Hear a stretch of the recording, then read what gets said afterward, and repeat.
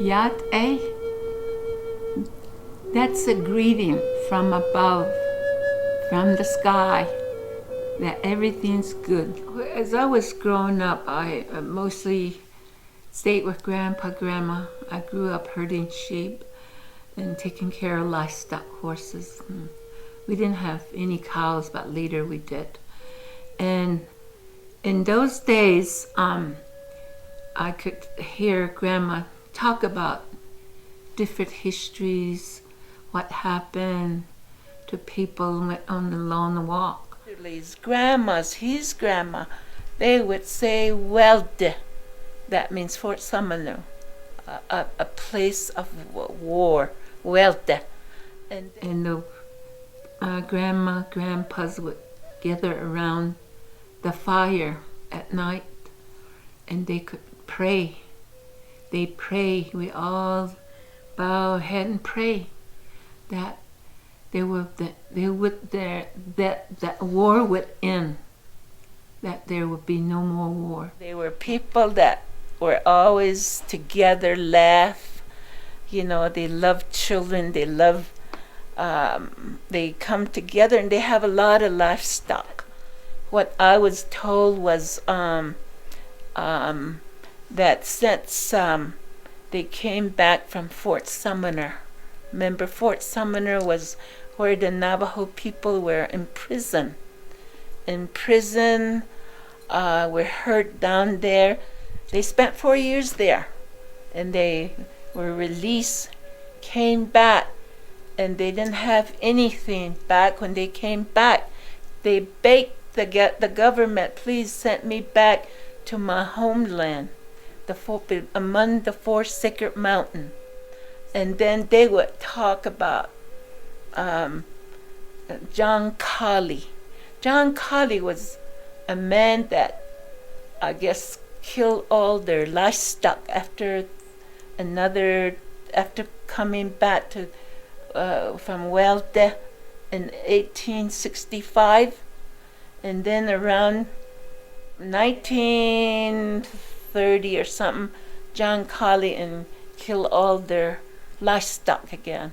They saw holding on to their horses, and they shot their, That was what I heard in the chapter. Being a secretary, I could write those, and Grandmas would cry. That's what happened. No grandmas. They were a lot of time. They were very sad, and they would talk about this long walk called Hweeldi. That's the long walk to Hweeldi. That Hweeldi is to Fort Sumner in New Mexico. Just by observing, by listening, by hearing Grandma cry, I could hear Hweeldi, Washington. That's Washington, D.C. They associate those 2 words with Hweeldi, and saying that they were rounded up by force of the soldiers on their horse, and they were rounded up, and then they were hurt into Fort Sumner's. As the days they left, like sheep or cattle, herd of cattle. They said a lot of around over 13,000 Navajos were herd from here, taken, and then a lot of them have died on the way. Our women with baby in their stomach and couldn't make it, they're being killed, their babies. So all the way to Fort Sumner. And there they said they were prisoner of war. But the 4 years the Navajos being in prison, they were able to come home to their land, to their 4 sacred mountains. a year or 2 years later. When they got back, they didn't have very much to eat. But they survived again. With those, some sheep they got from the government, they raised those sheep again. Within 50 years, they have all these livestock again. They went back like the way it was in the past. They got their livestock and they were very happy. And then again, a man named John Collie, he was ordered to slaughter all their livestock, the Navajo's livestock. Again, that story was being told again, especially grandma. Some grandmas that are very close to my husband and me, they were crying, saying, I held on to my horse, and I held on to my sheep, I held on to my goats, but they died in my arm. They were shot. And I didn't know where Hweeldi was. I always kind of wanted to know where it was. Until 1980, 81, right in there, I have a son named Don Raymond Yellowman. And he played football in Tuba City. And then he made it to the state. Then he was recruited by the college. And he went to Lovett, Texas. Drove all night to Texas and saw my son play. But we left late the next day after the game. Coming back to New Mexico, from Texas into New Mexico, we didn't know where we were late at night. So it was so dark. There's a few lights that we saw in the distance. So I told my husband, since we don't know where we're at, let's just go find those lights. At least three motels. So I said, let's just take the middle one. So we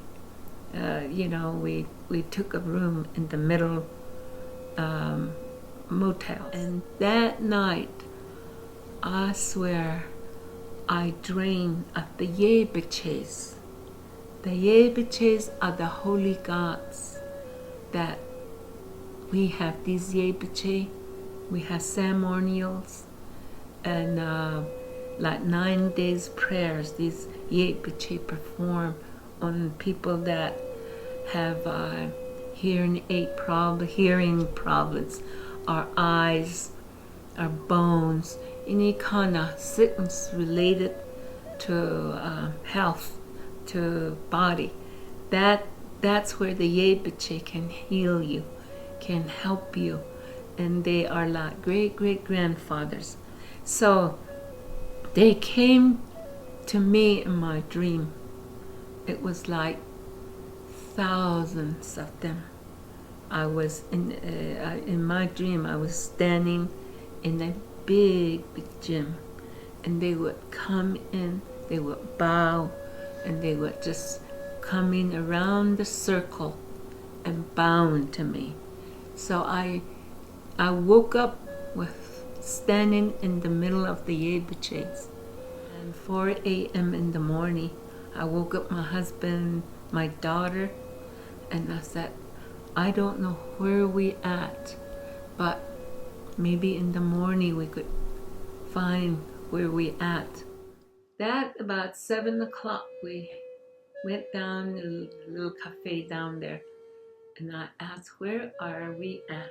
And they said, this is Fort Sumner. They opened the museum. We went in. We looked around.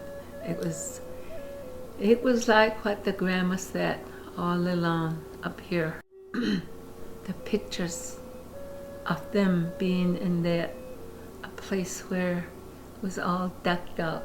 Duck, like in the cellar, in the ground. That's where they were put there, and all the soldiers were around them, and the guns were pointed at them. And the men, the grandmas, the grandpas, they the same way, the guns were pointed at them, a whole bunch of them. And they already they lost their pride. The Navajos were very, very strong, and I can see some of them, they determined, they wanted to come back to the... Why did I see in my dream all those Yepiches in Fort Sumner? I went to different medicine men asking that question. They were saying they're bringing you messages.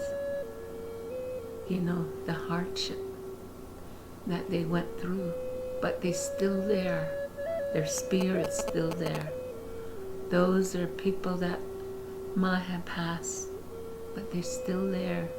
They just want you to know that through them there's healing. Through them there's hope. Through them there's good things. That was where I began to realize we really don't know what's going on in Washington, D.C. The federal government are all among us, but yet they just get their orders from Washington. And my job was writing for these elderly, please help us. We have to come together, all of us. And what our beliefs are in our traditional or our belief in churches. Every one of us have to just put our difference aside and just pray, and pray for our Mother Earth, our Father Sky, and the spirit of the wind. Everything should be in harmony, and everything should be like it has been. It will be forever. That's what we had to pray for.